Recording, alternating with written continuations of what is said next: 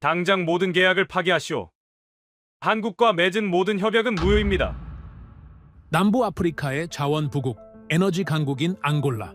저마다 이 나라를 돕겠다고 아우성이었습니다. 포르투갈은 문명화라는 이름으로 이 땅에 왔고, 미국은 민주주의와 자유라는 이름으로 왔으며, 중국은 개발과 협력이라는 이름으로 왔죠. 그런데 그날 대통령의 입에서 나온 말은 모두를 충격에 빠뜨렸습니다. 그들이 선택한 건 화려한 명분도, 천문학적인 자본도, 군사적 영향력도 없는 작은 나라였죠. 무려 50년 전이었습니다. 전 세계가 강대국들의 눈치를 보며 앙골라를 외면하던 그때, 힘없고 작은 하나의 나라만이 유일하게 이 나라를 독립국으로 인정해줬습니다. 그리고 반세기가 흐른 지금 앙골라는 그 손에 답하고 있었습니다. 베이징이 흔들렸고 워싱턴이 경악했습니다. 돈도 군사력도 아닌 것이 아프리카의 판을 통째로 바꿔버렸으니까요. 대체 그곳에선 무슨 일이 있었던 걸까요? 그 전에 잠깐 1초 만에 누를 수 있는 좋아요 버튼을 꾹 눌러주시면 영상 제작에 아주 큰 힘이 됩니다. 그럼 바로 시작하겠습니다. 저는 외국의 원조를 믿지 않았습니다. 원조란 결국 다른 이름의 지배였으니까요. 포르투갈은 400년간 우리를 착취하며 그것을 문명이라 불렀습니다. 미국은 우리의 아이들에게 총을 쥐어주며 그것을 자유라 불렀습니다. 중국은 화려한 빌딩을 세워주며 그것을 우정이라 불렀죠. 모두가 앞에서는 손을 뻗었지만 뒤로는 시커먼 속내를 숨기고 있었습니다. 한국이라는 나라가 다가왔을 때도 저는 경계의 날을 바짝 세웠습니다. 제 이름은 마누엘 페레이라입니다. 지금은 회색 정장을 입고 앙골라 대통령실 국가안보 회의장에 앉아 있습니다. 저는 흔히 말하는 엘리트 코스, 좋은 집안의 배경, 이런 것들과는 거리가 멉니다. 저의 과거를 아는 사람도 많지 않죠. 남들은 학교에 다니고 장난감을 가지고 놀던 시기에 제 손에 들려있던 건 AK-47 자동 소총이었습니다. 그게 무슨 말인가 싶으시겠지만 사실입니다. 제 나이 겨우 9살 때의 일이죠. 앙골라는 아프리카에서 가장 많은 피를 흘린 땅 중 하나입니다. 1575년 포르투갈이 처음 발을 디딘 순간부터 우리의 비극은 시작됐죠. 그들은 루안다 항구를 거점으로 삼았습니다. 지금도 루안다 구시가지에 가면 그 흔적이 남아 있어요. 노예들을 가두던 돌로 만든 창고, 쇠사슬이 걸려있던 벽, 배에 오르기 전 마지막으로 밟던 항구의 돌바닥, 그 돌바닥을 밟고 배에 오른 우리 선조들은 다시는 이 땅을 보지 못했습니다. 그런데 여기서 많은 분들이 모르시는 사실이 하나 있어요. 루안다는 당시 전 세계 노예 무역의 최대 수출항이었습니다. 브라질로 건너간 노예의 40%가 바로 이 항구에서 출발했죠.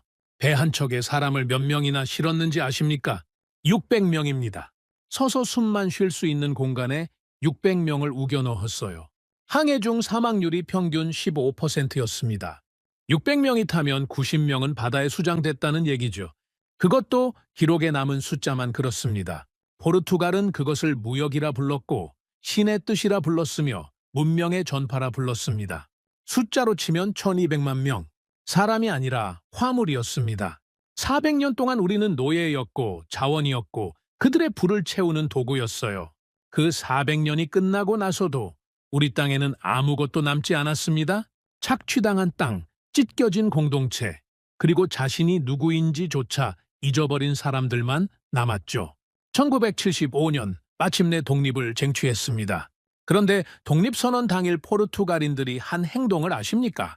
짐을 싸서 떠나면서 공장 기계를 부수고 전기시설 배선을 끊고 심지어 우물에 시멘트를 부어버렸습니다. 우리가 스스로 일어서지 못하도록 모든 것을 망가뜨리고 떠난 거죠.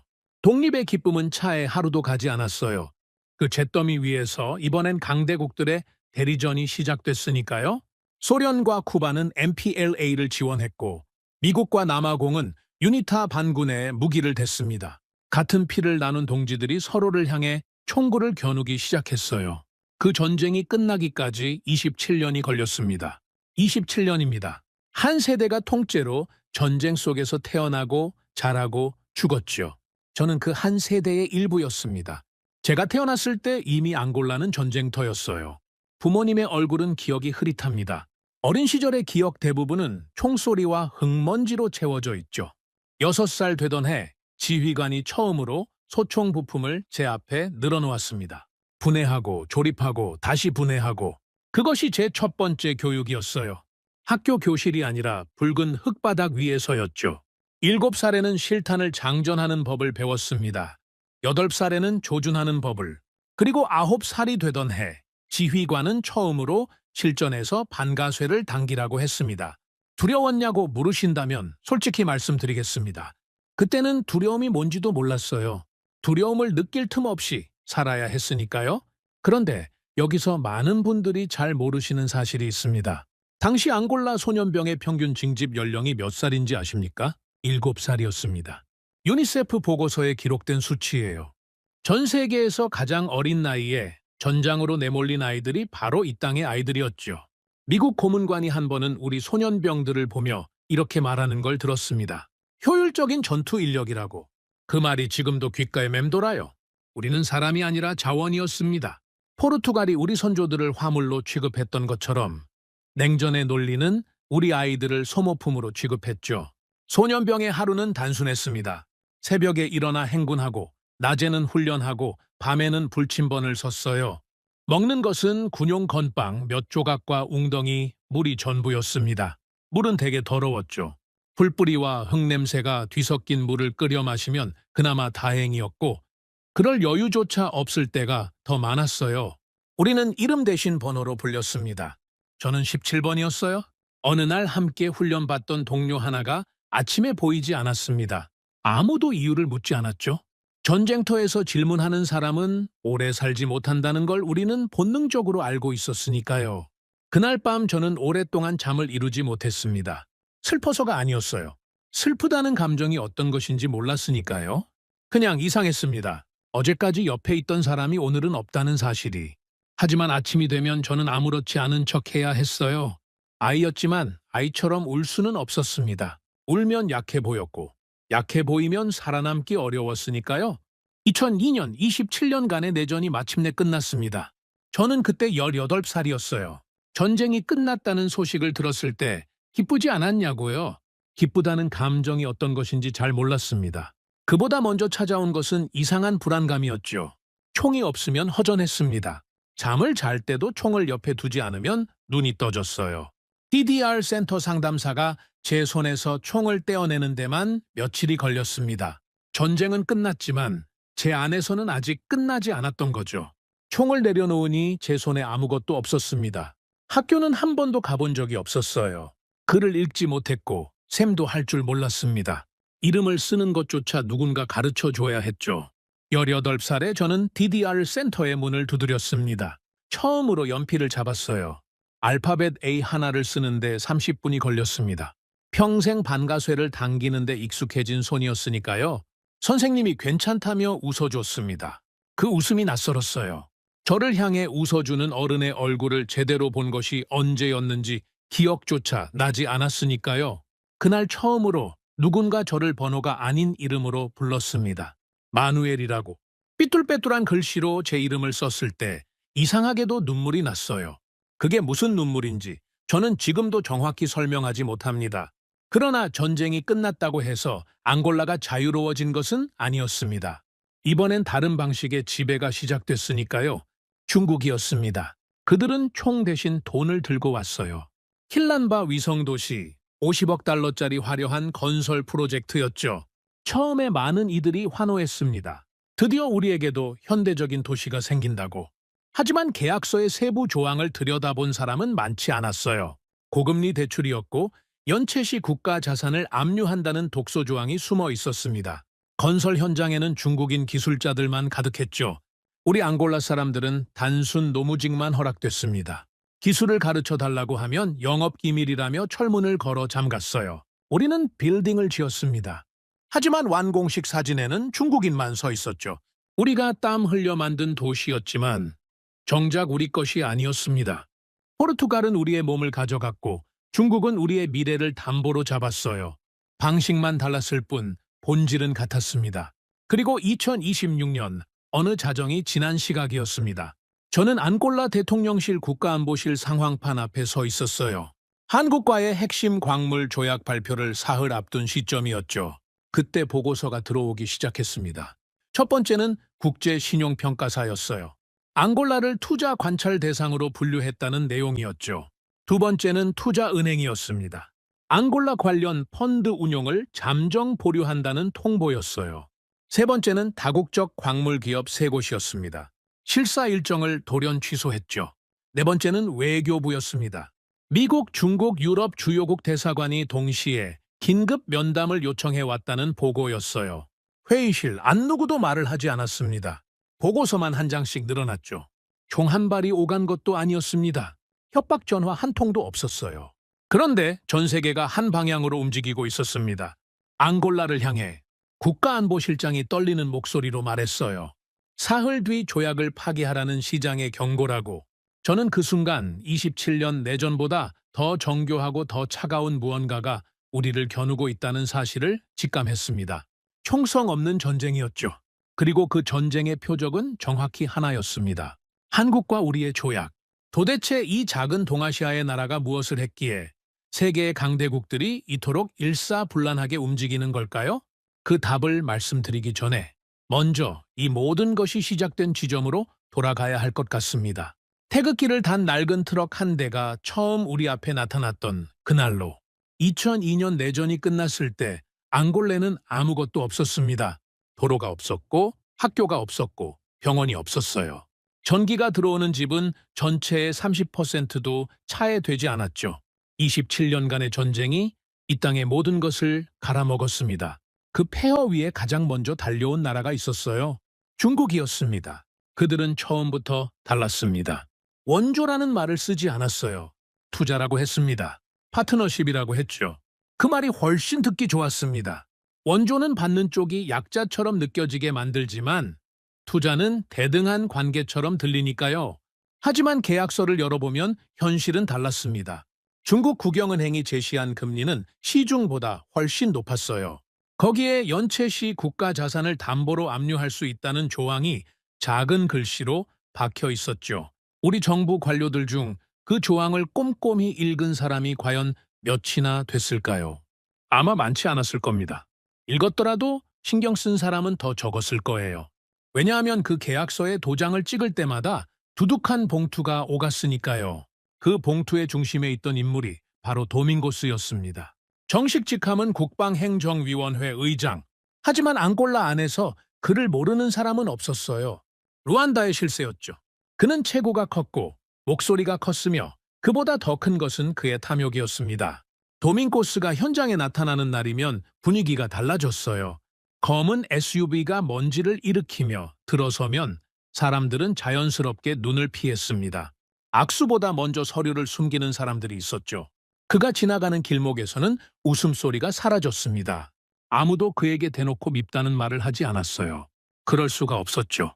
도밍고스의 눈 밖에 나면 어떻게 되는지를 이미 알고 있었으니까요. 한 번은 지역전력청 관료 한 명이 중국 자본 유치에 문제가 있다는 보고서를 작성했습니다. 숫자가 맞지 않는다는 내용이었어요. 그 보고서는 도밍고스의 책상에 올라간 지 사흘 만에 사라졌습니다. 보고서를 쓴 관료도 함께 사라졌죠. 발령이라는 이름으로 오지의 한직으로 보내졌습니다. 그 뒤로 도밍고스의 방식에 토를 다는 사람은 없었어요. 앙골라의 가난은 그에게 위협이 아니었습니다. 오히려 그가 권력을 유지하는 데 필요한 조건이었죠. 국민이 가난하고 무지할수록 도밍고스 같은 사람이 설 자리는 넓어졌으니까요. 중국 자본이 앙골라에 들어올 때마다 도밍고스의 해외 계좌 잔고가 불어났습니다. 킬람바 위성도시 프로젝트만 해도 그랬어요. 공식 계약 금액은 50억 달러였지만 실제로 앙골라 땅에 투입된 돈이 얼마였는지는 아무도 정확히 몰랐죠. 도밍고스는 그것을 수수료라고 불렀습니다. 우리는 그것을 도둑질이라고 불렀어요. 건설 현장은 더 노골적이었습니다. 중국 기술자들이 사용하는 작업구역은 철제 펜스로 둘러싸여 있었어요. 출입증이 없으면 들어갈 수조차 없었죠. 우리는 바로 그 펜스 옆에서 시멘트를 나르고 구덩이를 팠습니다. 우리는 매일 같은 배관을 들었어요. 하지만 끝내 그 배관이 어디로 연결되는지는 몰랐습니다. 밸브를 잠그는 일도, 스위치를 올리는 일도, 마지막은 언제나 중국 기술자의 몫이었죠. 우리는 건물을 지었지만 건물을 이해하지는 못했습니다. 한 번은 현장에서 일하던 22살 청년이 배관 연결하는 법을 가르쳐 달라고 했어요. 그 청년은 용기를 내서 중국인 감독관에게 직접 다가갔습니다. 손짓으로 도면을 가리키며 배우고 싶다는 뜻을 전했죠. 감독관은 그 청년의 손을 도면에서 밀어냈습니다. 말은 한마디도 하지 않았어요. 그냥 밀어내고 돌아섰죠. 그 청년은 그날 이후 현장에 나오지 않았습니다. 다시는 기술을 배우겠다는 말도 하지 않았어요. 퇴근 시간이 되면 중국 기술자들은 에어컨이 달린 버스를 타고 숙소로 돌아갔습니다. 우리는 흙먼지를 털며 먼지 길을 걸어갔죠. 같은 현장에서 땀을 흘렸지만 우리는 끝내 같은 일을 하는 사람이 아니었습니다. 화려한 빌딩이 완공됐을 때 중앙식 단상에는 중국인만 섰어요. 우리가 흘린 땀으로 지은 건물이었지만 우리는 사진 속 배경조차 되지 못했죠. 착취의 방식이 달라졌을 뿐 본질은 400년 전과 같았습니다. 저는 그 시절 DDR 센터에서 문해 교육을 마치고 직업 훈련 과정으로 넘어가 있었습니다. 전기 기초 과정이었어요. 전선을 연결하고 배전반 구조를 이해하고 간단한 회로를 짜는 것들이었죠. 교실 안에는 저처럼 총을 들었던 청년들이 앉아 있었습니다. 어떤 친구는 오른손 검지가 없었어요. 어떤 친구는 한쪽 귀가 잘 들리지 않았죠. 전쟁은 끝났지만 우리 몸에는 아직 끝나지 않은 흔적들이 남아 있었습니다. 어느 날은 한 친구가 글씨를 쓰다가 연필을 부러뜨렸어요. 총은 잘 다루면서 연필은 서툴렀던 거죠. 교실 안에서 웃음이 터졌습니다. 전쟁이 끝난 뒤 우리가 처음으로 함께 웃은 순간이었어요. 선생님은 아무 말 없이 새 연필을 건네주셨습니다. 그 작은 연필 한 자루가 그날 우리에겐 총보다 훨씬 귀한 물건이었죠. 우리는 서로 가르쳤습니다. 아는 게 많지 않았지만 아는 만큼은 나눴어요. 총을 다루던 손길이 전선을 잡고 서로의 손을 고쳐주는 시간이었죠. 손재주는 있었습니다. 총기를 분해하고 조립하던 손이었으니까요. 부품을 다루는 감각, 정밀한 작업을 요하는 집중력, 그런 것들은 이미 몸에 배어 있었어요. 처음으로 전선 피복을 벗겨냈을 때 그 안에서 구리선이 반짝이는 걸 봤습니다. 이상하게 가슴이 뛰었죠. 총의 부품은 사람을 향했지만 이 구리선은 전등을 향했으니까요. 문제는 기회였습니다. 제대로 된 장비도 없었고 제대로 된 교재도 없었어요. 강사는 한 달에 2번 왔다가 가버렸죠. 우리끼리 교재를 돌려보고 서로 가르치며 버텼습니다. 반쪽짜리 교육이었지만 우리는 포기하지 않았어요. 언젠가는 이 나라의 전기 기술자가 될 수 있을 거라는 막연한 희망을 붙들고 있었으니까요. 그러던 어느 날이었습니다. 훈련장 입구 쪽에서 소란이 났어요. 밖으로 나가보니 낯선 트럭 한 대가 서 있었습니다. 먼지를 잔뜩 뒤집어 쓴 낡은 트럭이었어요. 그런데 그 트럭 문짝에 처음 보는 문양이 그려져 있었죠. 붉고 푸른색이 교차하는 둥근 형태였습니다. 나중에 알았지만 그것이 태극기였어요. 트럭에서 내린 사람들은 동양인이었습니다. 키가 크지 않았고 작업복 차림이었으며 내리자마자 주변을 살피며 무언가를 적기 시작했죠. 거창한 연설도 없었고 현수막도 없었습니다. 카메라를 들이미는 기자단도 없었어요. 그냥 조용히 내려서 짐을 풀고 하나씩 공구를 정리했죠. 그때 한 명이 바닥에 떨어진 못 하나를 주워 주머니에 넣었습니다. 다른 한 명은 주변에 흩어진 쓰레기를 모아 한쪽에 쌓았어요. 누구도 시키지 않았죠. 해가 기울어도 그들은 자리를 뜨지 않았습니다. 어둠이 내려앉을 때까지 수첩에 무언가를 적고 또 적었어요. 이상하게도 저는 그 장면이 오래 기억났습니다. 중국인들이 처음 왔을 때와는 달랐으니까요. 그들은 내리자마자 현수막을 내걸었습니다. 이 사람들은 내리자마자 바닥을 치웠어요. 저는 멀리서 팔짱을 낀 채 그들을 지켜봤습니다. 일부러 가까이 가지 않았어요. 이름도 묻지 않았죠. 마음 한편에서는 혹시 이번만큼은 다를지도 모른다는 생각이 스쳤습니다.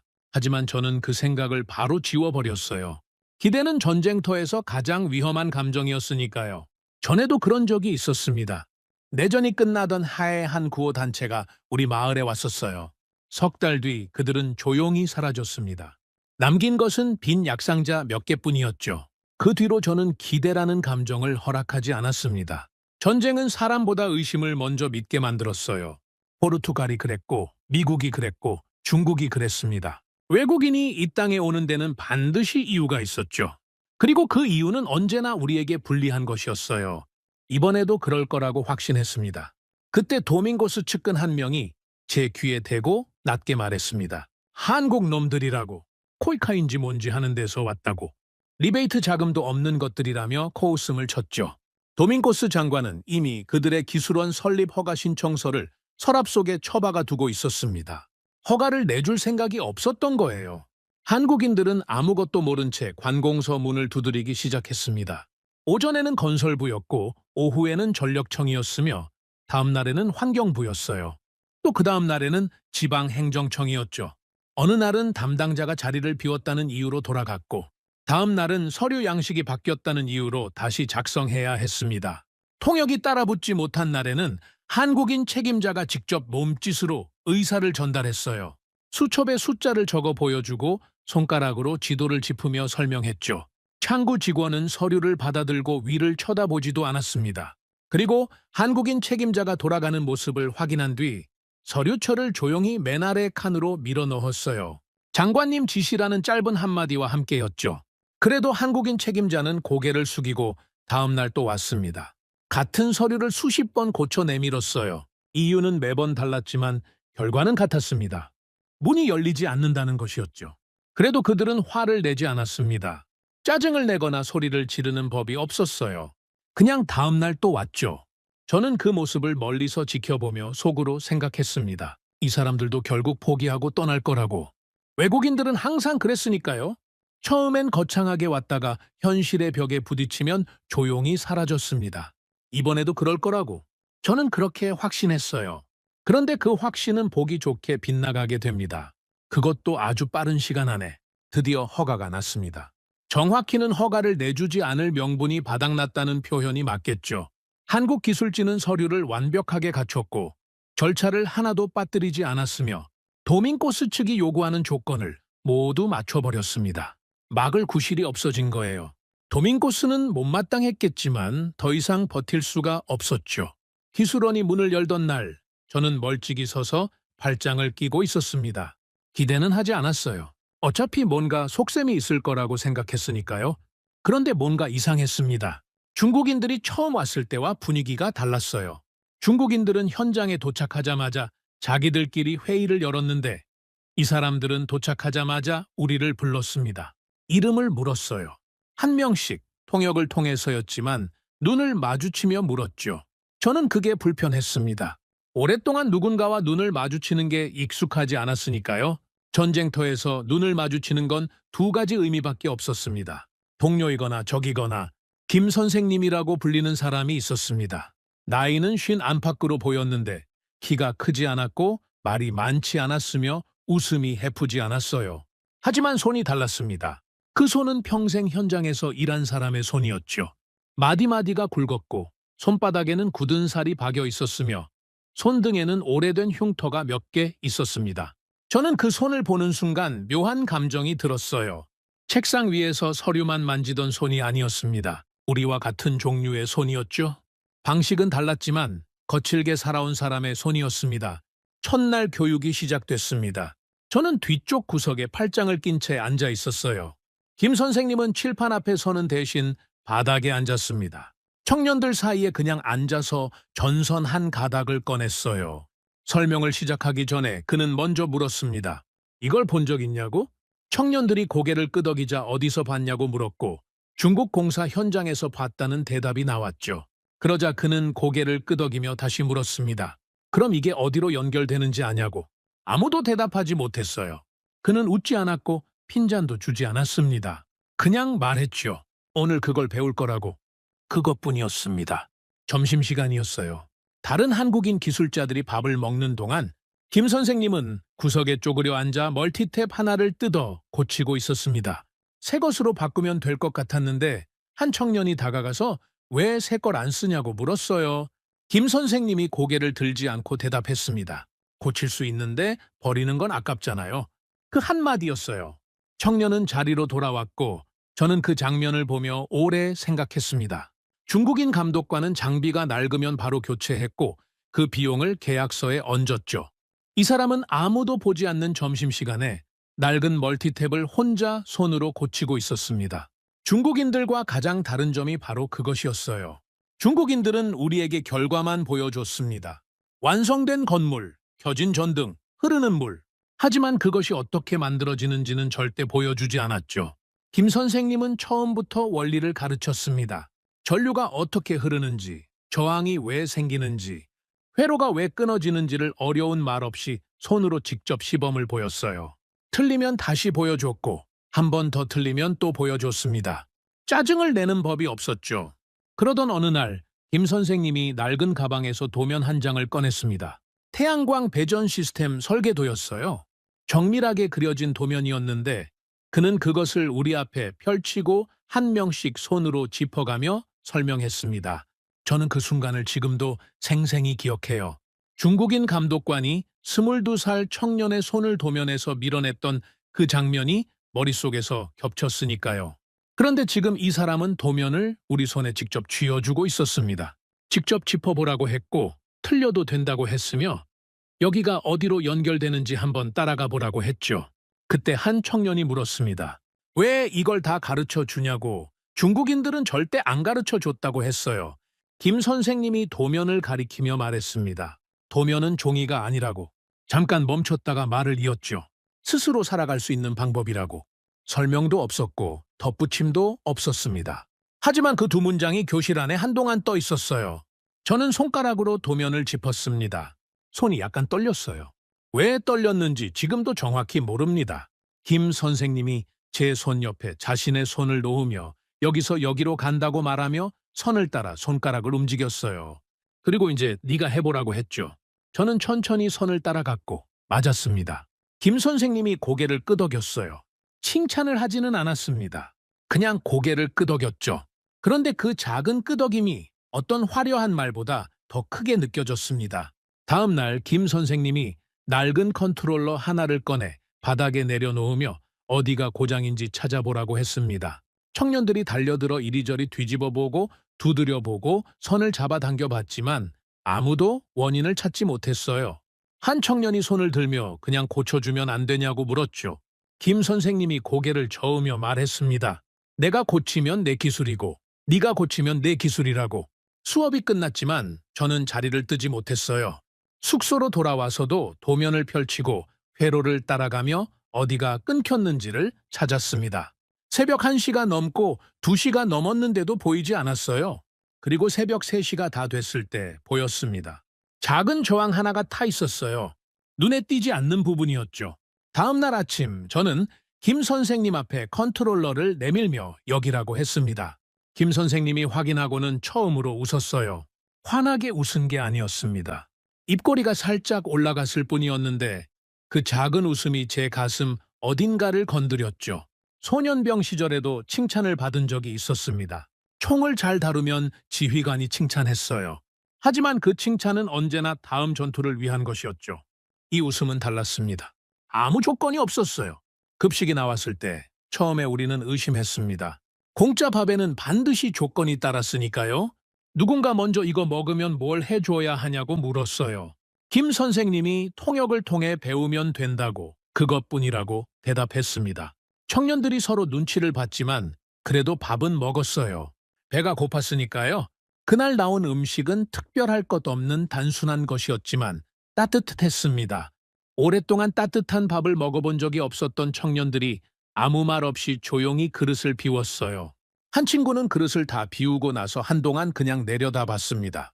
빈 그릇을 보며 무슨 생각을 했는지는 모르겠어요. 묻지 않았으니까요. 하지만 그 표정이 뭔지는 알 것 같았습니다. 오랫동안 잊고 있었던 감각이 돌아오는 표정이었어요. 아무도 말하지 않았지만 분위기가 달라졌습니다. 딱 한 끼였지만 그 한 끼가 뭔가를 허물었죠. 어느 날 저녁 수업이 끝난 뒤에도 기술원 불빛이 꺼지지 않았습니다. 저는 멀리서 그 불빛을 바라보다 안을 들여다봤어요. 김 선생님이 혼자 앉아 낡은 수첩에 무언가를 적고 도면을 수정하고 지우고 다시 적고 있었습니다. 우리가 어제 틀렸던 부분을 어떻게 다시 설명할지 고민하는 것 같았어요. 저는 그 자리에 한참 서 있었습니다. 포르투갈 사람들은 이 땅에서 자기들을 위해 밤을 새웠고 미국과 중국 사람들도 마찬가지였죠. 그런데 이 사람은 우리가 내일 한 번 더 이해할 수 있도록 우리를 위해 밤을 새우고 있었습니다. 저는 그날 처음으로 존경이라는 감정을 느꼈어요. 그 인정이 차에 자리를 잡기도 전에 사태가 터졌습니다. 아침이었어요. 기술원 앞에 낯선 차량 2대가 서더니 위생검사관 완장을 찬 사람들이 내렸고 그 뒤로 헌병대가 따라 내렸습니다. 도민코스의 하수인들이었죠. 그들은 영장도 없이 기술원 안으로 들어와 위생기준 위반이니 환경규정 미준수니 하는 말을 늘어놓았지만 손은 이미 장비를 향해 움직이고 있었어요. 한국 기술진이 정밀하게 세팅해 놓은 계측 장비들이었습니다. 헌병 하나가 발로 걷어찼어요. 장비가 바닥에 떨어지며 유리가 깨지는 소리가 났죠. 그것으로 끝이 아니었습니다. 다른 헌병 둘이 선반 위에 올려둔 장비들을 팔로 쓸어냈어요. 며칠 밤을 새워 세팅한 것들이었습니다. 한국인 기술자 한 명이 달려들어 막으려 했지만 밀려났어요. 바닥에는 깨진 유리와 구부러진 부품들이 흩어졌죠. 교실 안 청년들이 굳어버렸습니다. 아무도 움직이지 않았어요. 김 선생님이 앞으로 나서서 막아섰습니다. 목소리를 높이지 않았고 흥분하지도 않았어요. 그냥 앞에 섰죠. 헌병이 어깨를 밀었지만 한 발 물러섰다가 다시 제자리로 돌아왔고 또 밀었지만 또 돌아왔습니다. 저는 그 장면을 보며 주먹을 쥐었어요. 평생 부당한 것을 보며 참아왔습니다. 포르투갈 앞에서도 미국 앞에서도 중국 앞에서도 참았어요. 그런데 이번만큼은 달랐습니다. 이 사람들은 우리에게 아무것도 빼앗으러 온 게 아니었으니까요. 도면을 손에 쥐어준 사람들이었고 이름을 물어봐 준 사람들이었으며 따뜻한 밥을 준 사람들이었습니다. 그 사람들의 장비가 지금 발에 채이고 있었어요. 저는 앞으로 걸어 나갔습니다. 헌병이 저를 봤어요. 눈이 마주쳤죠. 저는 그 눈을 알았습니다. 전쟁터에서 수도 없이 봤던 눈이었어요. 상대를 사람으로 보지 않는 눈이었죠. 그런데 이번에는 물러서지 않았습니다. 뒤에서 발소리가 들렸어요. 청년 하나가 제 옆에 섰습니다. 그리고 또 하나가 섰어요. 말 한마디 없었습니다. 그냥 섰죠. 오른손 검지가 없던 그 친구도 섰고 한쪽 귀가 들리지 않던 그 친구도 섰습니다. 총을 내려놓은 손들이 나란히 섰어요. 헌병대장이 잠시 멈췄습니다. 그 잠깐의 멈춤이 전부였어요. 중홍을 일주일 앞두고 있었습니다. 마을 학교와 임시병원에 연결될 태양광 배터리 시스템이 거의 완성 단계였어요. 몇 달 전만 해도 도면조차 읽지 못했던 청년들이 직접 배선을 잡고 회로를 점검하는 단계까지 왔죠. 저는 그 광경을 보며 묘한 감정이 들었습니다. 불과 얼마 전까지 총을 들었던 손들이 전선을 잡고 있었으니까요. 김 선생님은 말이 없었지만 표정이 달랐어요. 청년들이 회로를 점검하는 모습을 바라보는 눈빛이 전과 달랐는데 뭔가를 이룬 사람의 눈빛이었죠. 그날 밤이었습니다. 저는 깊이 잠들어 있었어요. 그런데 새벽 4시쯤이었을 겁니다. 밖에서 소리가 났는데 처음엔 바람 소리인 줄 알았어요. 그냥 돌아 누우려 했죠. 그런데 소리가 한 번이 아니었습니다. 저는 일어나 밖으로 나갔어요. 기술원 쪽에서 불빛이 흔들리고 있었습니다. 손전등이었어요. 한두 개가 아니었죠. 저는 뛰었습니다. 기술원 뒤편으로 돌아가 보니 메인 전력 케이블이 있는 배전반 쪽에 사람이 있었어야 했는데 이미 사라지고 없었어요. 발자국만 남아 있었죠. 저는 손전등을 들이댔습니다. 그리고 그 순간 가슴이 내려앉았어요. 케이블이 잘려 있었습니다. 그냥 잘린 게 아니었어요. 정교하게 잘려 있었는데 메인 피더 커넥터 부분이었습니다. 아무데나 자른 게 아니었어요. 이 배선 구조를 속속들이 아는 사람이 아니라면 절대 알 수 없는 핵심 부위였죠. 저는 그 자리에 무릎을 꿇고 손으로 잘린 단면을 짚었습니다. 깔끔하게 잘린 단면이었어요. 공구를 쓴 것이 분명했죠. 저는 한동안 그 자리에서 일어나지 못했습니다. 몇 달이었는지 생각했어요. 허가를 받기 위해 관공서를 전전하던 날들, 헌병대가 장비를 짓밟던 날, 밤을 새워 도면을 외우던 청년들, 그 모든 시간이 이 케이블 하나에 담겨 있었습니다. 그것이 지금 잘려 있었어요. 분노가 올라왔습니다. 그런데 이상하게도 분노보다 먼저 떠오른 것은 김 선생님의 손이었어요. 굳은 살이 박인 그 손으로 전선을 다듬고 회로를 세팅하던 모습이었습니다. 누군가 그 손의 노력을 발로 밟은 거였어요. 김 선생님이 뒤따라 나왔습니다. 잘린 케이블을 확인하더니 한동안 아무 말도 하지 않았어요. 그리고 나직하게 말했습니다. 단순 절도가 아니라고 메인 피더 커넥터만 정확히 잘려나갔다고 했어요. 이 구조를 아는 사람이 한 짓이라고 했죠. 안에 쥐가 있다고. 그 말이 떨어지는 순간 그 자리에 있던 모든 사람이 굳어버렸습니다. 우리 중에 누군가가 도밍고스 측에 정보를 넘기고 있었던 거예요. 누구인지는 몰랐지만 분명한 것은 하나였습니다. 이것은 실수가 아니었어요. 계획된 파괴였죠. 경찰이 아침에 출동했습니다. 현장을 둘러보더니 단순 고철절도라고 했어요. 구리값이 비싸니까 가져간 것 같다고 했죠. 저는 그 말을 듣는 순간 헛웃음이 나왔습니다. 고철절도범이 배선 구조를 파악하고 핵심 커넥터만 골라서 자른다는 말이었으니까요. 도밍고스의 손길이 경찰까지 뻗쳐 있었습니다. 보고서 하나로 관료를 날려버린 사람이었으니 경찰 몇 명쯤 움직이는 건 어렵지 않았을 거예요.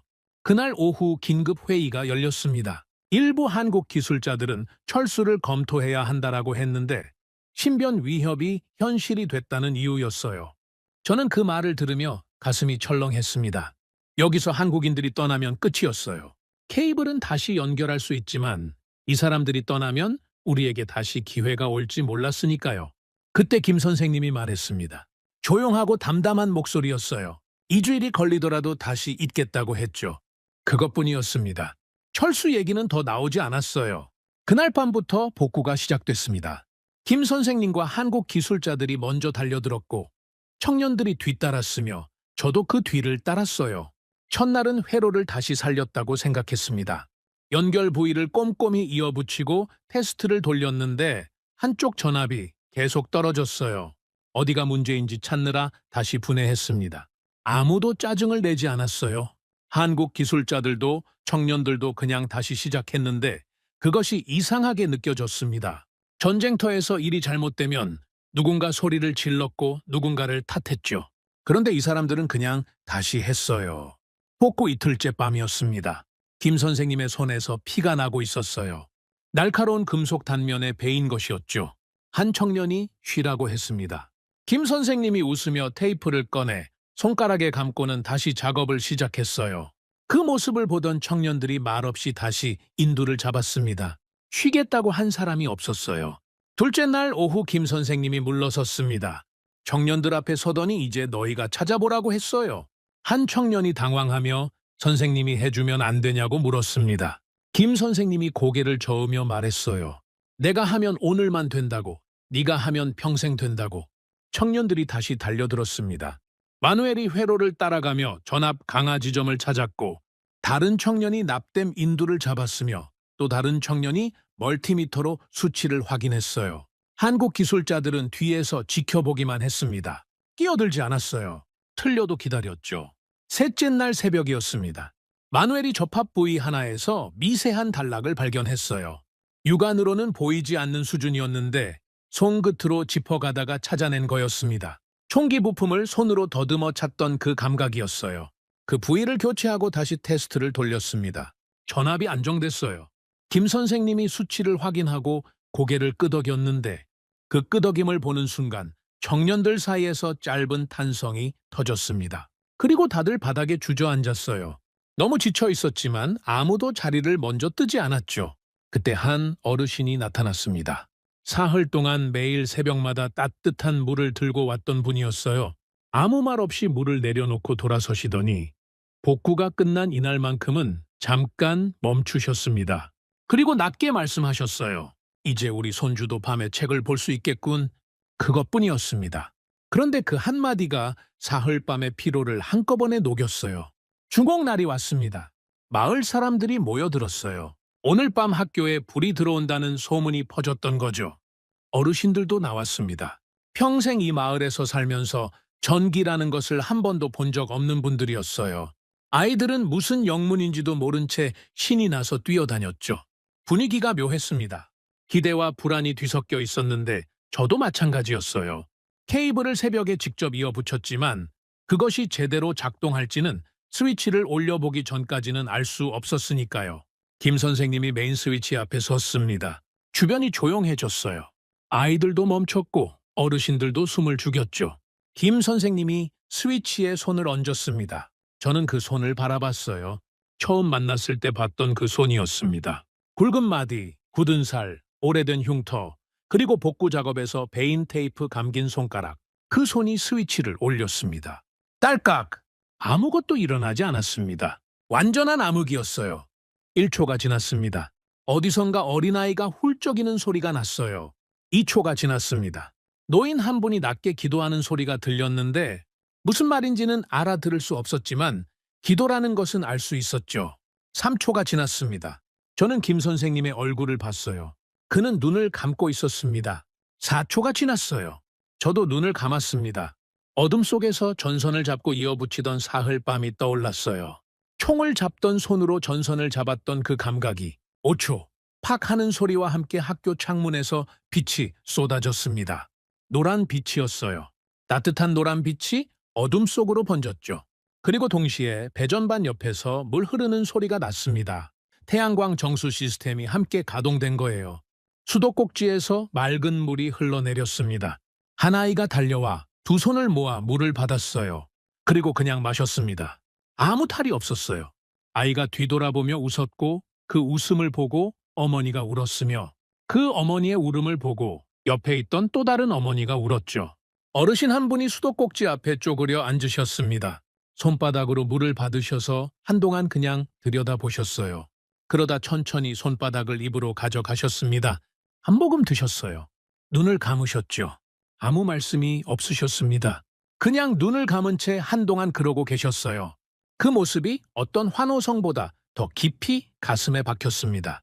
평생 더러운 물을 마신 사람이 처음으로 맑은 물을 마시는 순간이 저렇게 생겼구나 싶었어요. 그 순간이었습니다. 한 어르신이 주저앉으셨어요. 무릎이 꺾인 게 아니었습니다. 그냥 주저앉으셔서 소리 없이 우셨어요. 어깨가 들썩이는 것으로만 알 수 있었죠. 옆에 있던 다른 어르신도 주저앉으셨고 그리고 또 한 분이. 아이들은 환호성을 지르며 학교 안으로 뛰어 들어갔습니다. 환하게 켜진 교실 안에서 아이들이 소리를 질렀어요. 몰리다, 몰리야. 그 소리가 밤 공기를 가르며 울려 퍼졌죠. 저는 그 자리에 서서 움직이지 못했습니다. 눈이 뜨거워졌어요. 참으려 했죠. 소년병은 울지 않는다는 것이 몸에 배어 있었으니까요. 그런데 참아지지 않았습니다. 흘러내렸어요. 김 선생님을 봤습니다. 그는 학교 창문에서 쏟아지는 빛을 바라보고 있었는데 아무 말도 하지 않았어요. 그냥 바라보고 있었죠. 그 표정을 저는 평생 잊지 못할 것 같습니다. 총을 들었던 손으로 전선을 이어붙였고 그 전선이 어둠을 밝혔습니다. 저는 그날 밤 처음으로 생각했어요. 내가 살아있어서 다행이라고. 전쟁에서 살아남은 것이 아니라 이 밤을 보기 위해 살아남은 것이라고. 저는 천천히 제 손을 내려다봤습니다. 9살에 AK-47을 쥐었던 손이었어요. 18살에 연필을 처음 잡았던 손이었죠. 그리고 오늘 밤 전선을 이어붙인 손이었습니다. 이 손이 앞으로 무엇을 쥐게 될지 그때는 아직 몰랐어요. 하지만 한 가지만큼은 알 수 있었습니다. 다시는 총을 쥐지 않아도 된다는 것을. 전력이 들어온 뒤 마을이 달라졌습니다. 당연한 말처럼 들리겠지만 실제로 목격한 사람이 아니라면 그 변화가 얼마나 극적인지 상상하기 어려울 거예요. 밤이 달라졌습니다. 어둠뿐이었던 마을에 불빛이 생겼고 불빛이 생기자 사람들이 밤에도 움직이기 시작했어요. 아이들은 해가 진 뒤에도 교실에 앉아 책을 펼쳤는데 처음에는 불빛이 신기해서 그냥 앉아 있는 것인지 공부를 하는 것인지 구분이 안 될 정도였습니다. 그런데 한 달이 지나고 두 달이 지나자 아이들의 얼굴이 달라졌어요. 뭔가를 알아가는 사람의 얼굴이었죠. 임시병원도 달라졌습니다. 냉장 보관이 필요한 의약품을 처음으로 제대로 관리할 수 있게 됐고 야간에도 처치가 가능해졌으며 의료진이 밤새 환자 곁을 지킬 수 있게 됐어요. 저는 그 변화들을 보면서 전기라는 것이 단순히 불을 켜는 것이 아니라는 사실을 처음으로 실감했습니다. 정의는 시간을 늘려줬어요. 하루를 더 길게 만들어줬죠. 그렇게 1년이 지났습니다. 그런데 그 1년이 끝날 무렵 마을에 이상한 소문이 돌기 시작했어요. 아이들이 아프다는 소문이었습니다. 처음에는 한두 명이었는데 열이 난다는 아이, 구토를 한다는 아이가 며칠 사이에 10명, 20명, 30명으로 늘어났어요. 임시병원에 아이들이 실려 오기 시작했습니다. 증상이 비슷했어요. 고열, 구토, 경련, 백신 부작용과 유사한 증상이었는데 얼마 전 정부 보건 트럭이 돌면서 아이들에게 접종을 했었으니까요. 그리고 사흘째 되던 날 밤이었습니다. 3살 마리아가 숨을 거뒀어요. 임시병원간이 침대 위에서였습니다. 어머니가 아이의 손을 잡고 있었는데 아이의 손이 차가워지는 것을 느끼면서도 한동안 놓지 않았어요. 저는 그 장면을 복도에서 봤습니다. 병실 안에는 다른 아이들도 있었어요. 열이 내리지 않는 아이, 경련을 멈추지 않는 아이, 눈을 뜨지 못하는 아이들이 좁은 병실 안에 나란히 누워 있었습니다. 의료진은 뛰어다녔지만 손이 부족했고 약도 부족했으며 무엇보다 원인을 몰랐어요. 원인을 모르니 제대로 된 치료를 할 수가 없었죠. 복되는 부모들이 줄지어 앉아 있었습니다. 기도하는 사람도 있었고 그냥 벽을 보는 사람도 있었으며 이미 울 힘이 없어서 그냥 앉아 있는 사람도 있었어요. 마리아 다음으로 또 한 명의 아이가 숨졌습니다. 그리고 또 한 명이 이름도 적히지 않은 작은 관들이 마을 한켠에 놓이기 시작했어요. 가난한 엄마들이 그 관 앞에서 소리도 내지 못하고 울었습니다. 소리를 내서 울 기력도 없었던 거죠. 마을이 들끓기 시작했습니다. 원인은 백신이었어요. 정부 보건 트럭이 마친 바로 그 백신이었습니다. 나중에 밝혀진 사실이지만 그 백신은 중국에서 불법으로 수입된 것이었어요. 유통기한이 2년이나 지나 있었고 냉장 보관 온도를 지키지 않은 채 유통된 변질된 약품이었습니다. 그 계약 뒤에는 도밍고스가 있었어요. 정식 입찰을 거치지 않고 중국 제약 유통업체와 단독 계약을 맺었고 그 과정에서 막대한 리베이트가 오갔다는 것이 나중에 드러났죠. 하지만 그 시점에 마을 사람들은 그런 사실을 몰랐습니다. 그들이 아는 것은 하나였어요. 백신을 맞은 뒤 아이들이 죽었다는 것. 분노는 빠르게 번졌습니다. 보건당국에 대한 불신이 폭동으로 번지려 하고 있었어요.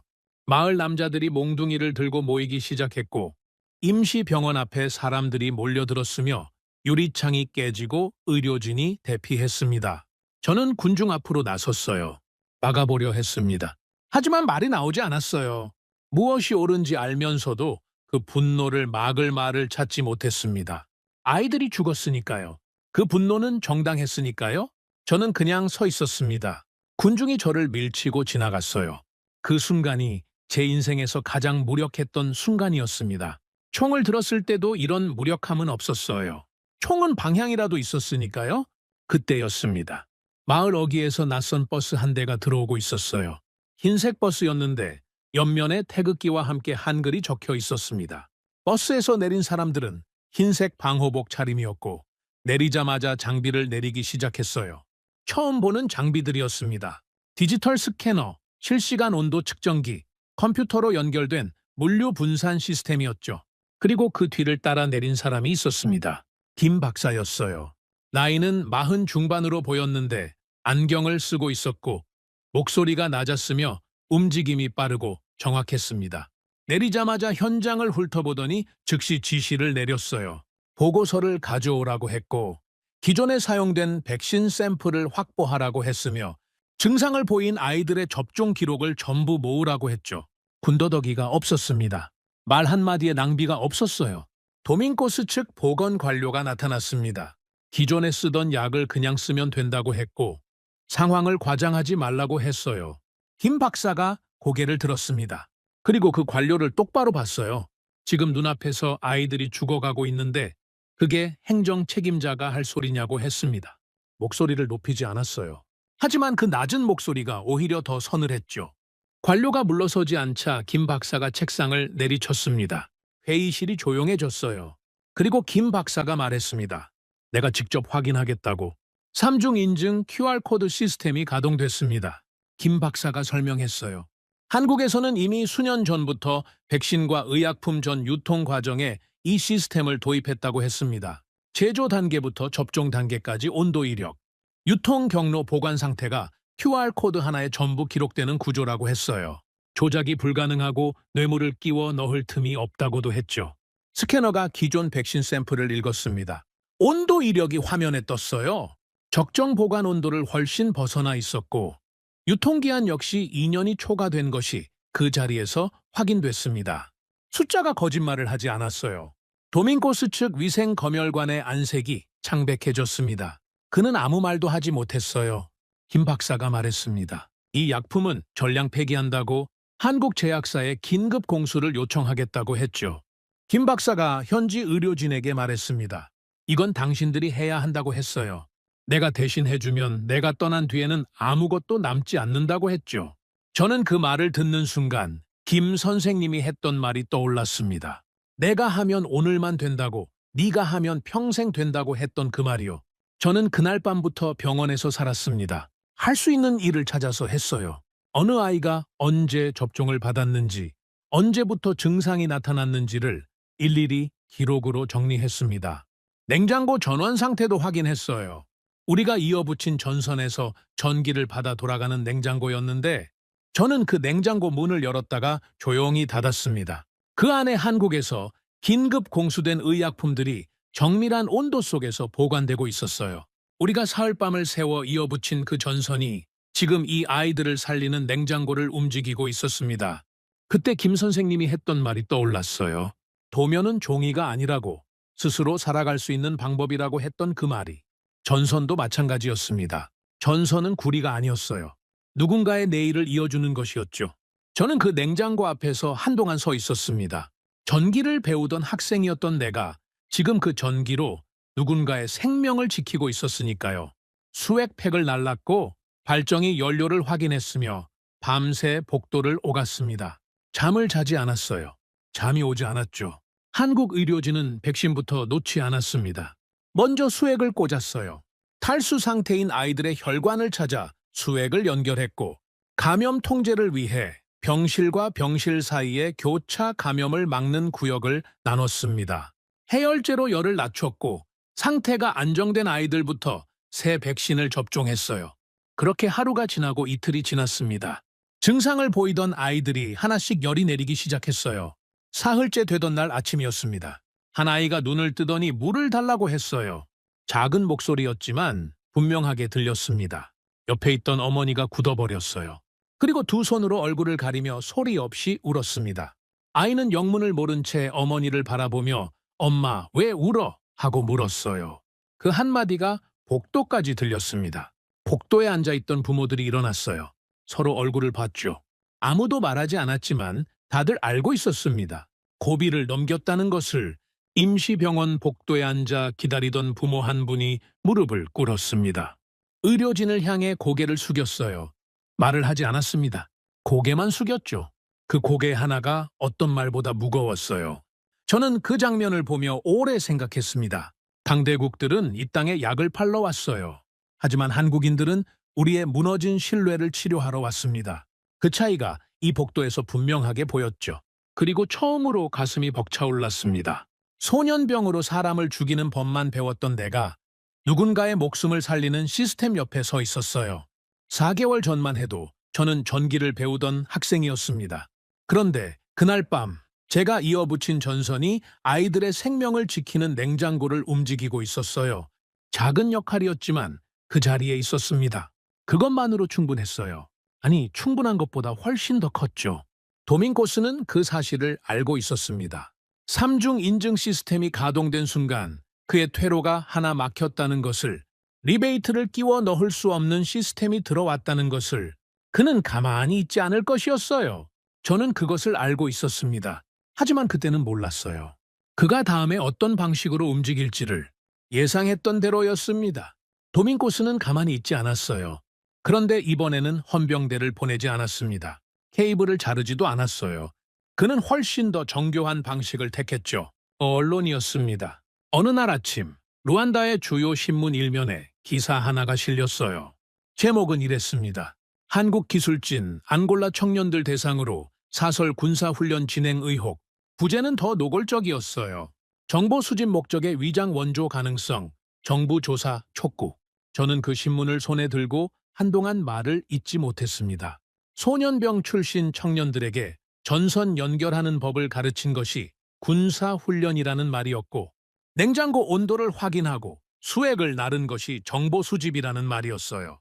기사에는 익명의 정부 관계자 발언이 인용돼 있었지만 출처도 없었고 사진도 없었으며 근거라고는 아무것도 없었습니다. 그런데도 활자로 찍혀 나오니 그럴듯해 보였죠. 다음 날에는 방송이 나섰습니다. 친도밍고스 계열 방송사였어요. 앵커가 심각한 표정으로 카메라를 바라보며 한국의 원조가 순수한 것인지 아니면 앙골라의 자원과 정보를 노린 위장 침투인지 진지하게 따져봐야 한다고 했습니다. 전문가라는 사람이 나와서 한국의 아프리카 전략이 경제적 식민주의의 새로운 형태일 수 있다고 했죠. 저는 그 방송을 보며 손에 땀이 났습니다. 이 정도면 여론이 흔들릴 수 있었어요. 실제로 마을에서도 수군거리는 소리가 들리기 시작했는데 한국이 정말 뭔가 다른 목적이 있는 게 아니냐는 말이었습니다. 한국기술진 내부에서 철수 얘기가 다시 나왔습니다. 이번에는 김 선생님도 말이 없었어요. 신변 위협이 물리적인 것에서 여론이라는 더 무서운 것으로 바뀌었으니까요. 물리적 위협은 맞서면 됩니다. 하지만 여론은 맞서는 것 자체가 더 나쁘게 보일 수 있었죠. 저는 그날 밤 잠을 자지 못했어요.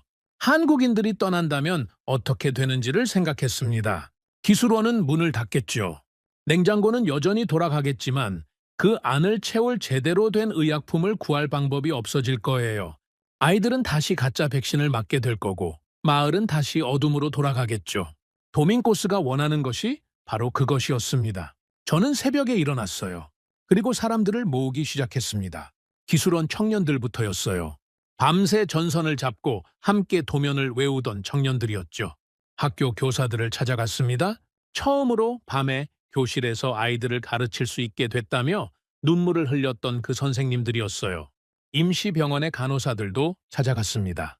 마리아를 살리지 못했다며 자책하다가 한국 의료진과 함께 아이들을 살려냈던 그 간호사들이었죠. 광장에 사람들이 모였습니다. 처음에는 10명이었는데 1시간이 지나자 100명이 됐고 오후가 되자 수백 명이 됐어요. 저는 그 사람들 앞에 섰습니다. 마이크도 없었어요. 그냥 목소리를 높였죠. 김 선생님이 전선 연결법을 가르쳐주는 게 군대 양성이냐고 했고 김 박사가 손 씻는 법을 알려주는 게 정보 수집이냐고 했습니다. 그 사람들은 우리에게 아무것도 빼앗지 않았다고 했어요. 오히려 우리 손에 쥐어줬다고 했죠. 도면을, 기술을, 그리고 스스로 살아갈 수 있는 방법을. 광장이 조용해졌어요. 그리고 누군가 박수를 쳤습니다. 한 명이 치자 옆 사람이 쳤고 그리고 수백 명이 함께 쳤죠. 성명서를 냈습니다.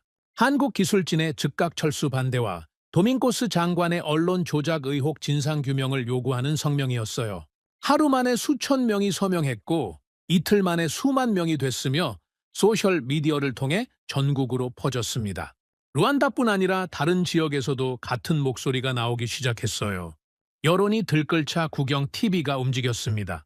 여론을 무마하기 위한 생방송 대토론회를 기획했어요. 청년 대표 마누엘 페레이라와 국방행정위원회 의장 도밍고스의 직접 대면이었습니다. 저는 그 제안을 받았을 때 잠시 망설였어요. 도밍고스는 수십 년간 정치판에서 살아남은 사람이었고 말로 사람을 죽이는데 능한 사람이었습니다. 저는 소년병 출신이었어요. 정치 토론 같은 건 해본 적이 없었죠.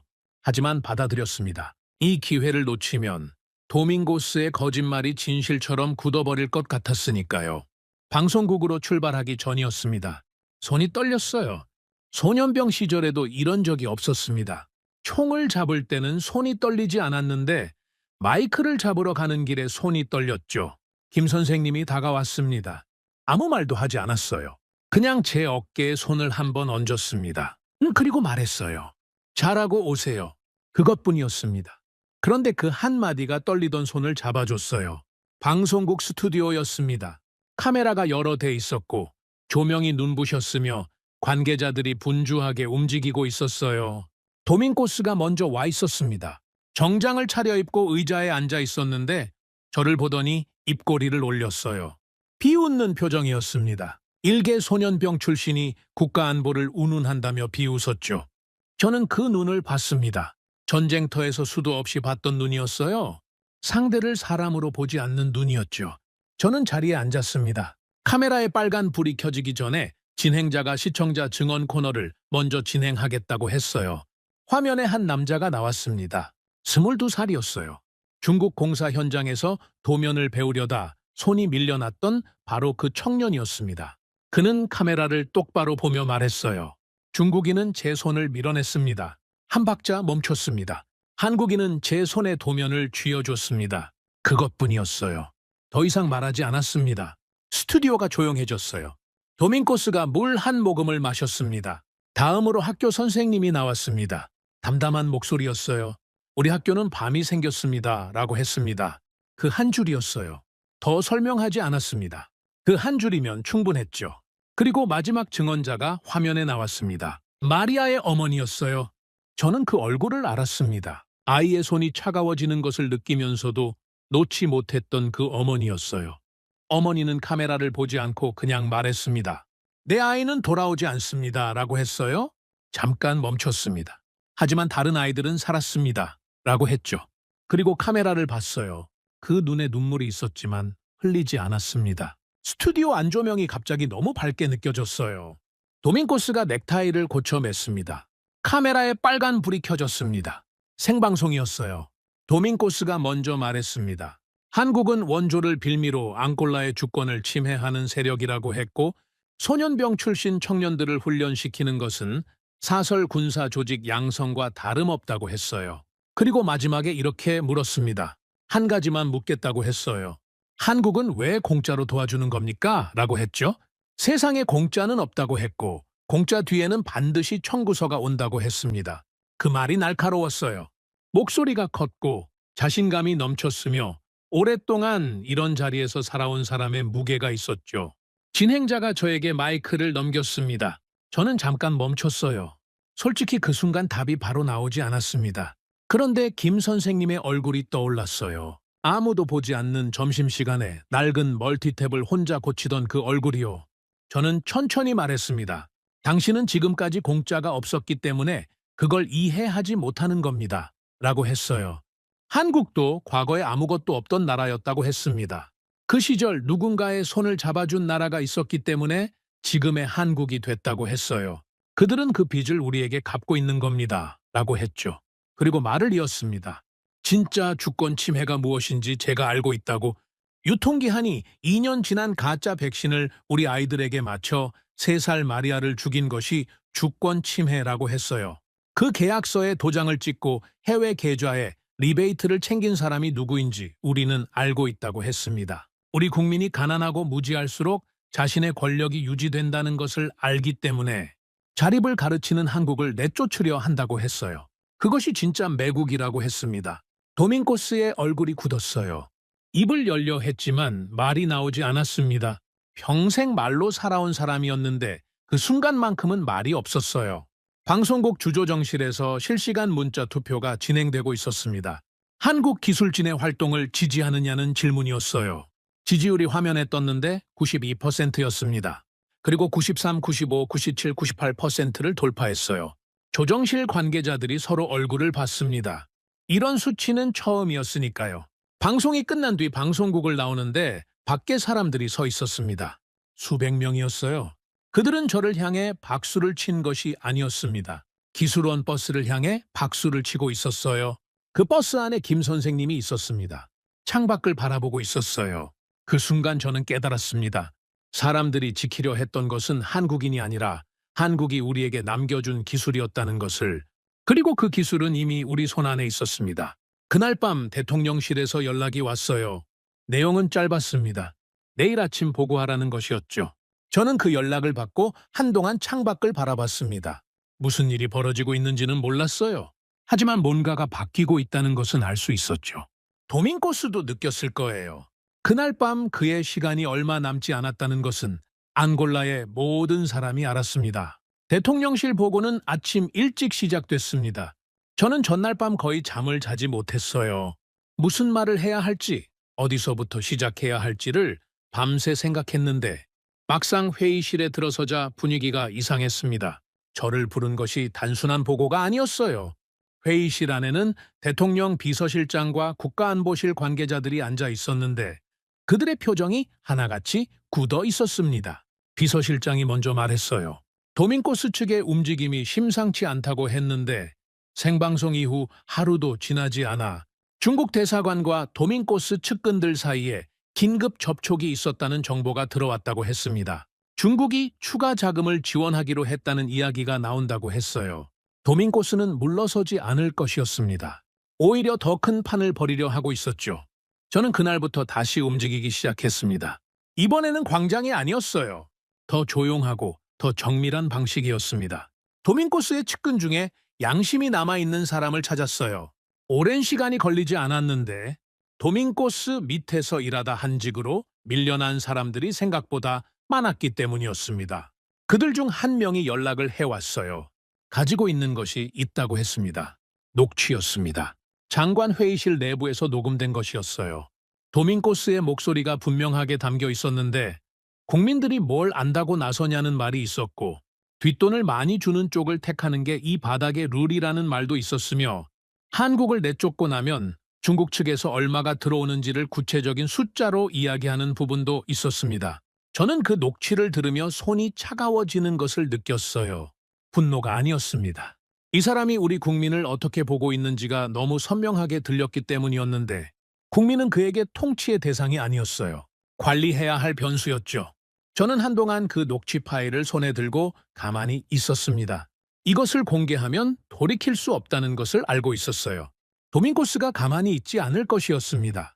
저뿐 아니라 제 주변 사람들, 기술원 청년들, 간호사들, 교사들까지 어떤 방식으로든 타격이 올 수 있었어요. 하지만 공개하지 않으면 이 녹취는 아무 의미가 없었습니다. 도밍고스는 계속 그 자리에 앉아 있을 것이었고 한국 기술진은 결국 떠나게 될 거였어요. 저는 천천히 파일을 주머니에 넣었습니다. 그리고 기자에게 전화를 걸기 전에 잠깐 창밖을 봤어요. 마을 쪽 방향이었습니다. 저 멀리 어딘가에 기술원이 있을 거였고 그 안에서 지금도 청년들이 도면을 들고 앉아 있을 거였어요. 김 선생님도 어딘가에서 다음 수업을 준비하고 있을 거였습니다. 그 사람들은 이 싸움이 어디까지 번졌는지 모르고 있었어요. 그냥 매일 하던 일을 하고 있을 거였죠. 저는 그 장면을 머릿속에 떠올리며 전화기를 들었습니다. 이 사람들을 지키는 방법은 하나뿐이었어요. 검증된 기자였습니다. 도밍고스 계열 언론이 아닌 독립 언론사 기자였는데 그는 사흘 동안 녹취의 진위를 확인한 뒤 보도했어요. 기사가 나가자마자 루안다가 흔들렸습니다. 도밍고스가 직접 한 말이 활자로 찍혀 나온 거였으니까요. 이번에는 익명의 관계자가 아니었어요. 도밍고스 본인의 목소리였습니다. 시민들이 거리로 나왔습니다. 처음에는 수천 명이었는데 하루가 지나자 수만 명이 루안다, 정부 청사를 향해 걸어가고 있었어요. 요란한 구호도 없었고 플래카드도 없었는데 그냥 걷는 그 발걸음이 이상하게 무거웠습니다. 걸어가는 사람들 속에 낯익은 얼굴들이 보였어요. 기술원에서 함께 전선을 잡던 청년들이었고 처음으로 밤에 아이들을 가르쳤다며 눈물 흘리던 교사들이었으며 수도꼭지 앞에서 처음으로 맑은 물을 손바닥에 받던 어르신들이었습니다. 저는 그 얼굴들을 보며 생각했어요. 이 사람들이 처음 한국인들을 만났을 때도 저처럼 경계했을 거였습니다. 또 다른 외국인이 왔다고 생각했을 거예요. 그런데 지금 이 사람들이 한국인들을 지키기 위해 걷고 있었습니다. 그 변화가 말로 설득해서 온 것이 아니었어요. 매일 아침 바닥에 앉아 전선을 가르치고 낡은 멀티탭을 혼자 고치고 밤새 우리를 위해 도면을 수정하던 그 모습들이 이 사람들의 마음을 바꿔놓은 거였습니다. 이 걸음은 그 모든 날들에 대한 답이었죠. 그때 대통령이 모든 외교 일정을 전면 취소하고 회의장에 정역 등장했습니다. 저는 그 자리에 있었어요. 대통령이 들어오자 회의실이 조용해졌는데 그는 자리에 앉지 않고 그냥 섰습니다. 그리고 천천히 도밍고스를 이 자리에 세우라고 했어요.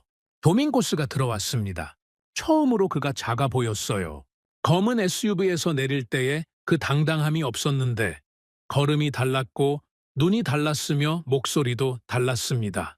그는 대통령 앞에 섰어요. 대통령이 말없이 금고 앞에 섰습니다. 열쇠를 꺼냈는데 바로 열지 않았어요. 금고를 한참 바라봤습니다.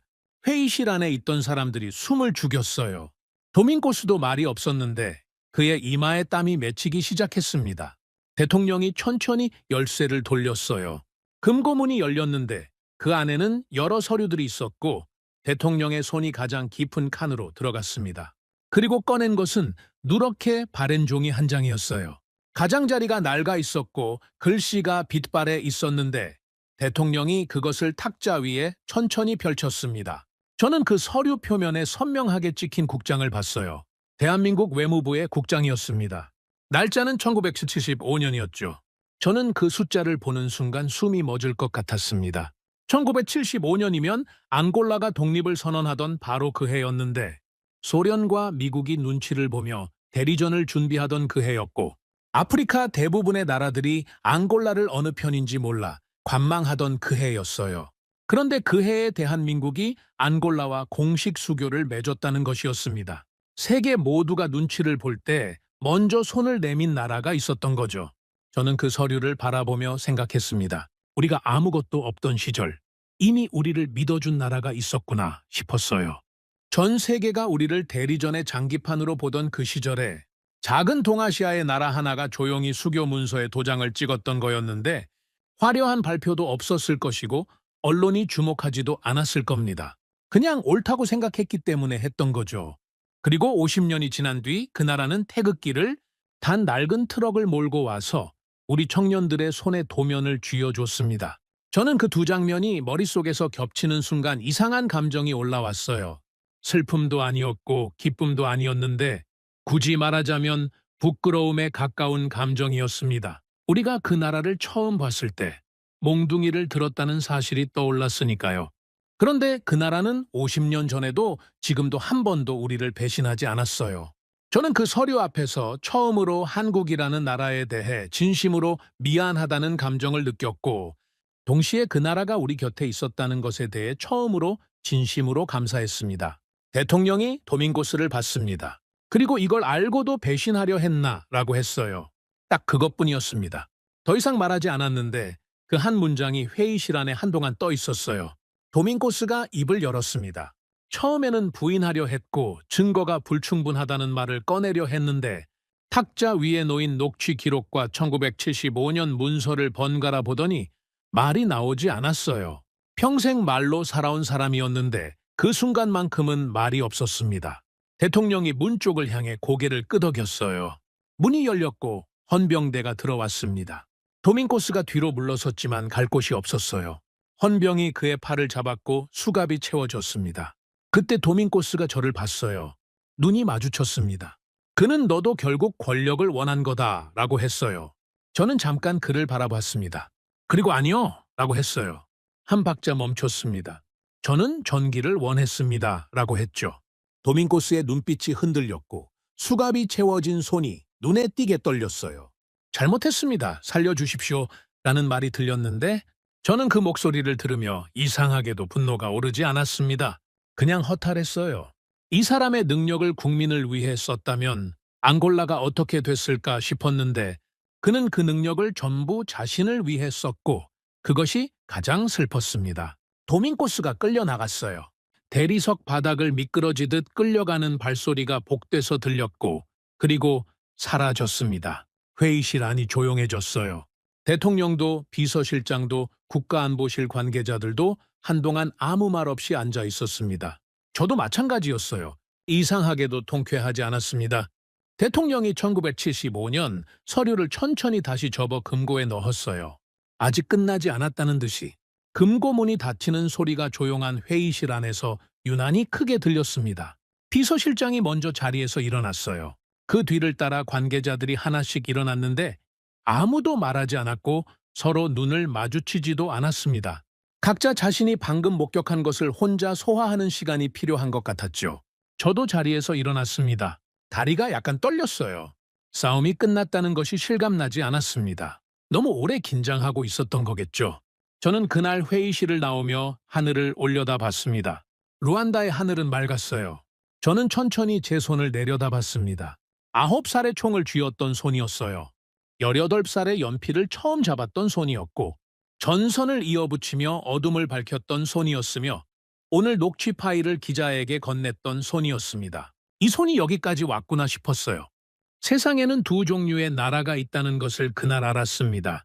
힘이 있을 때만 손을 내미는 나라와 아무것도 없을 때 먼저 손을 내미는 나라. 대한민국은 후자였어요. 그리고 그것이 50년이 지난 뒤 이렇게 돌아왔습니다. 도밍고스가 끌려나간 뒤 앙골라는 조용하지 않았습니다. 부페 카르텔의 수장이 사라지자 그 밑에서 숨죽이고 있던 것들이 한꺼번에 터져 나왔어요. 도밍고스와 연루된 관료들이 줄줄이 조사를 받았고 중국 제약 유통업체와의 불법 계약 전말이 드러났으며 킬란바 위성도시 건설 과정에서 빠져나간 자금의 규모가 공개됐습니다. 숫자가 너무 커서 처음에는 오타인 줄 알았는데 오타가 아니었어요. 저는 그 혼란 속에서 계속 움직였습니다. 기술원을 지켜야 했고 청년들의 교육이 끊기지 않도록 해야 했으며 한국 기술진이 안심하고 머물 수 있는 환경을 만들어야 했어요. 그러던 어느 날 대통령실에서 연락이 왔습니다. 공식 석상이 있을 거라고 했어요. 그 자리에서 대통령은 길게 말하지 않았습니다. 우리를 이용하려는 나라와 함께하지 않겠다고 했어요. 한 박자 멈췄습니다. 우리를 스스로 일어서게 만든 나라와 함께하겠다고 했죠. 그리고 단상에서 내려와 한국 대사에게 직접 걸어갔습니다. 손을 내밀었어요.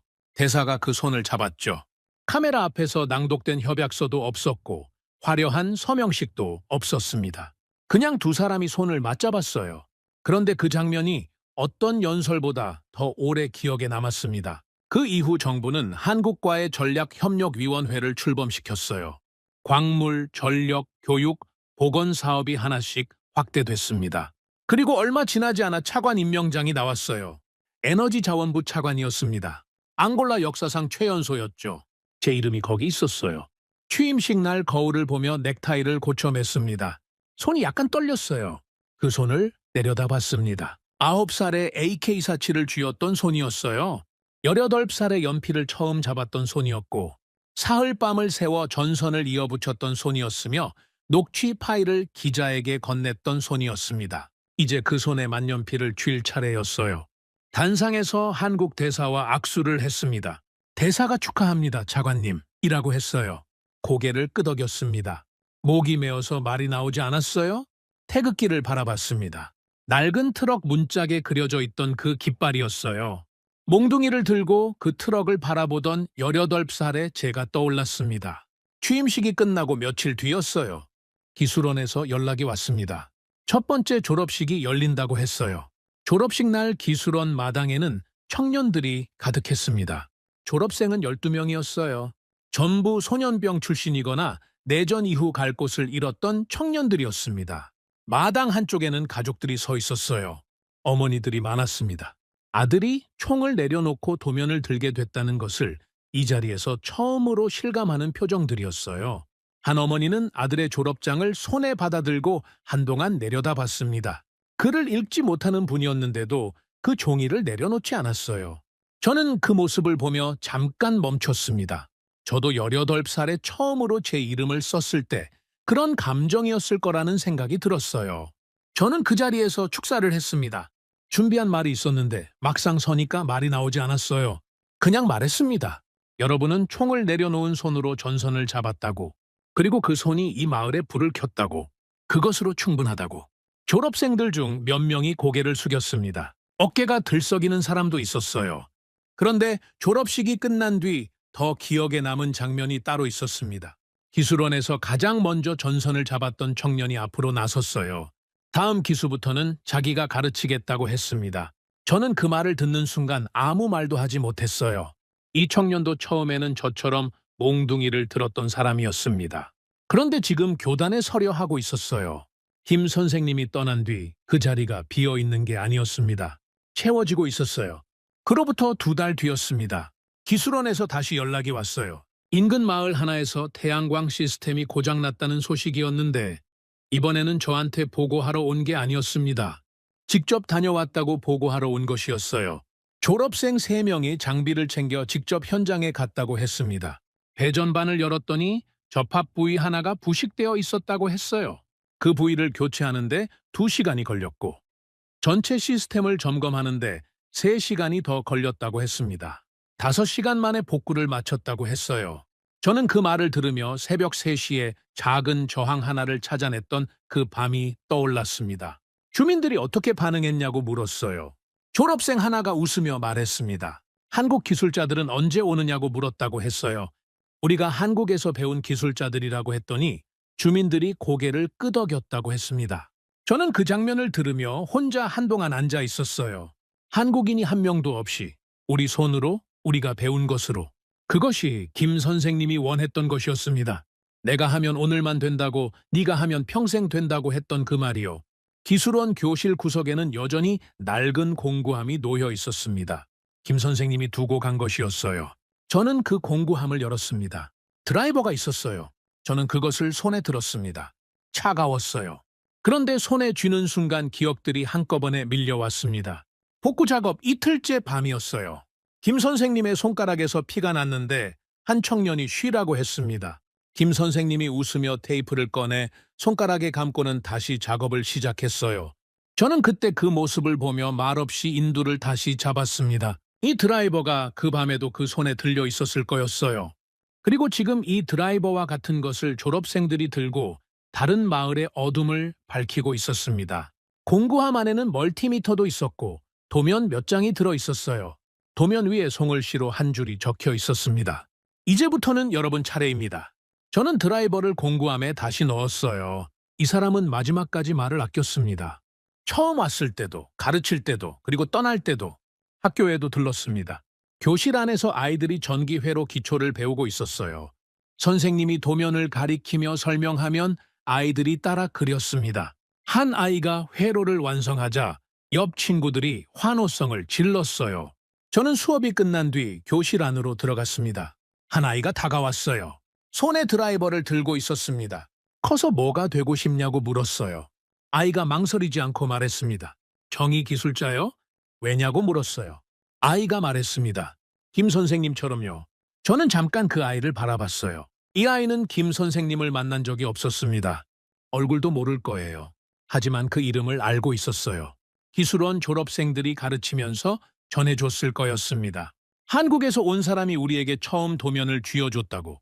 차관실로 돌아와 첫 결제 서류를 펼쳤습니다. 학교 전기 설비 확충 예산안이었어요. 만년필을 들었습니다.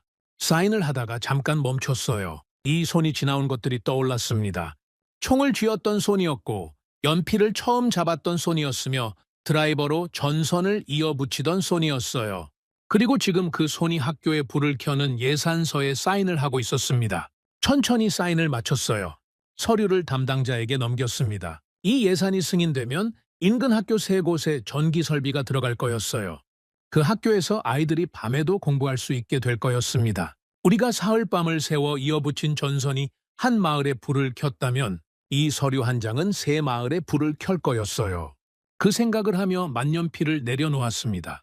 지금 저는 집무실 창밖을 내려다보고 있습니다. 운동장에서는 아이들이 뛰어놀고 있어요.